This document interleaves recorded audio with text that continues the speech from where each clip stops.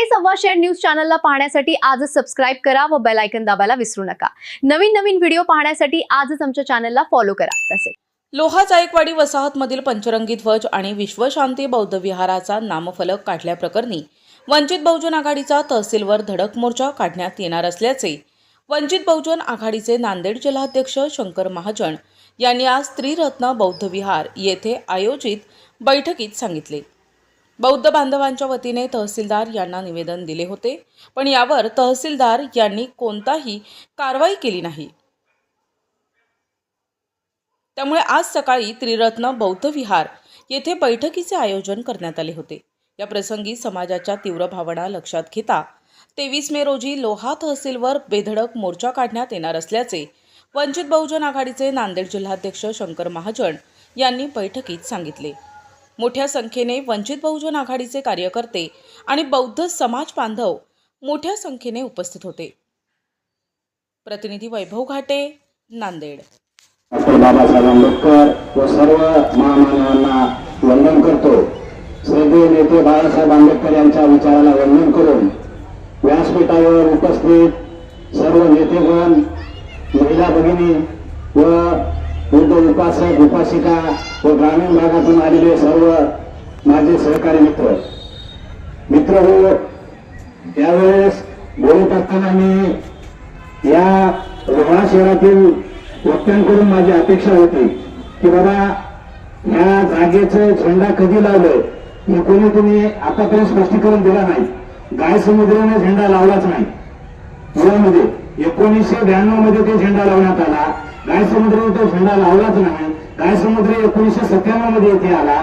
गाय समुद्राचा एकट्याचा घर असल्यामुळे त्याच्यावर दबाव टाकून झेंडा काढण्यात आला। या गोष्टी आपल्याकडून लपवल्या जात आहेत। माझा स्पष्ट आरोप आहे, जे कोणी तुम्ही आता सांगत होता की बाबा गाय समुद्र झेंडा लावला, गाय समुद्र झेंडा लावला, बाबासाहेबांची शपथ घेऊन सांगा तुम्ही 1992 ला गाय समुद्र इथं जन्माला आला होता का?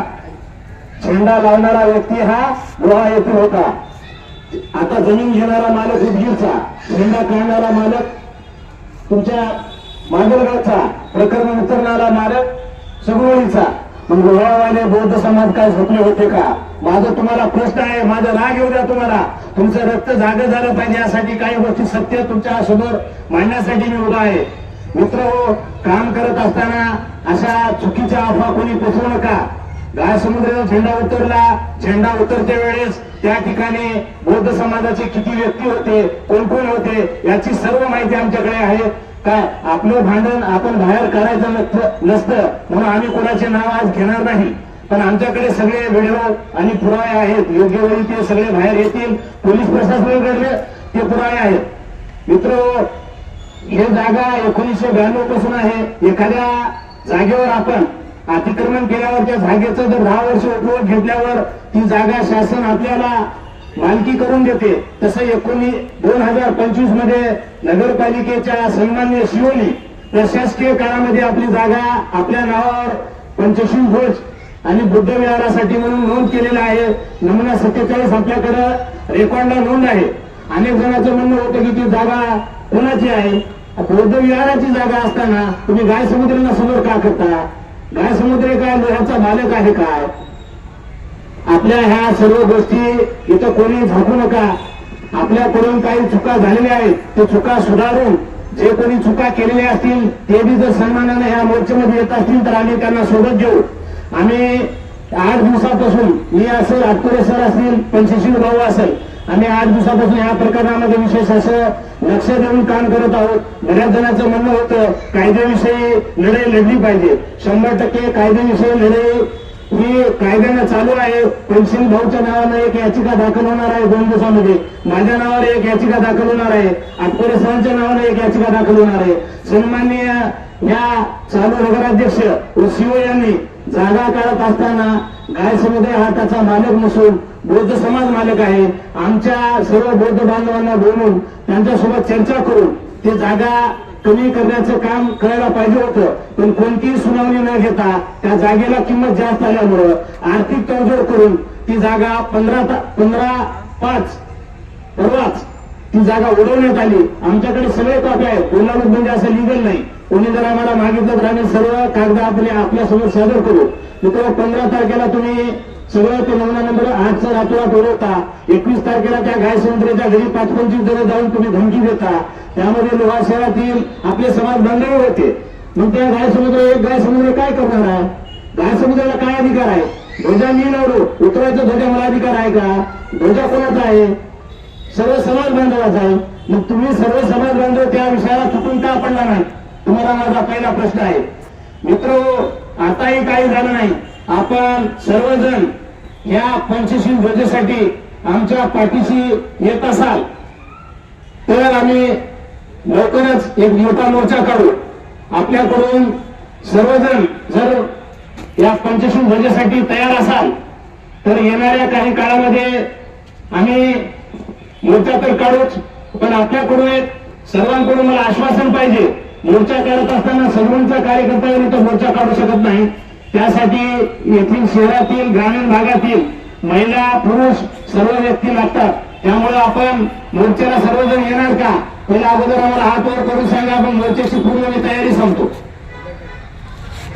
येणाऱ्या सध्याच्या काळामध्ये आचारसंहिता असल्यामुळे आपल्याला मोर्चा काढण्यात येणार नाही. कायदेविषयक अडचणी येतात. आपल्याला पोलीस प्रशासनाला त्रास द्यायचा नाही.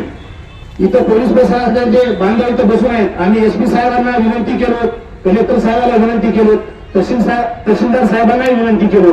आपण विनंती करून आम्हाला या संदर्भात कोणतीही तातडीची बैठक बोलवला नाही किंवा आमच्या सोबत कोणतेही तुमचे पत्रव्यवहार त्या संदर्भात झालेलं नाही. म्हणजे प्रशासनही या प्रकरणामध्ये बरबटलेलं आहे. या आर्थिक तडजोडीमध्ये प्रशासन पूर्णपणे सहभागी आहे म्हणायला हरकत नाही.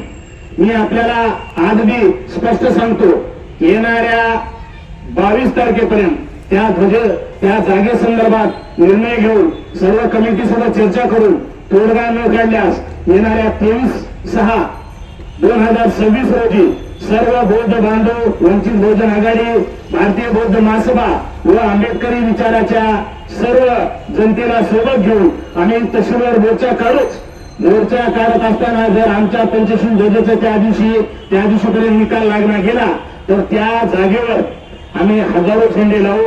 कायदा जरी मोडायची वेळ आली तर मोडू, आणि जर लाटाखाटा खायची वेळ आली, सगळ्यात अगोदर जिल्हाध्यक्ष म्हणून मी समोर व्हायला तयार आहे. पहिली लाठी माझ्यावर बसलं तरी आपण माघार घ्यायचं नाही. माझी इथल्या प्रशासनाला अजूनही विनंती आहे की आपण येणाऱ्या 22 पर्यंत या जागेविषयी लवकरात लवकर तातडीचा निर्णय घेऊन त्या जागा मालकाला व या वंचित बहुजन आघाडी आणि येथील काही समाज बांधवाला घेऊन या बुद्ध विहाराच्याच ठिकाणी ओपन स्पेस मध्ये चर्चा ठेवा.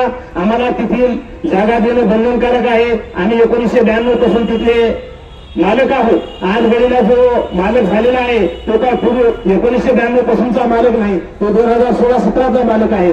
त्यामुळे प्रशासनाने बी याविषयी थोडं गंभीर दखल घेऊन आम्हाला याचं चांगला मार्ग काढून द्यावं. व मी अजून एक तुम्हाला विनंती करतो, येणाऱ्या 11 जूनला युवा नेते सुजातदादा आंबेडकर हे नांदेडला येणार आहेत. लोहा येथील सर्व मुख्य कार्यकर्त्यांनी तिथे यायचं आहे. सुजातदादा सोबत आपल्याला याविषयी चर्चा करून दादालाही या आंदोलनामध्ये कसं सहभागी करून घेता येईल हे आपल्याला करायचं आहे. त्यामुळे आपण सर्वजण 11 तारखेला नांदेड येथे यावं एवढंच बोलतो व थांबतो. जय भीम, जय बसव.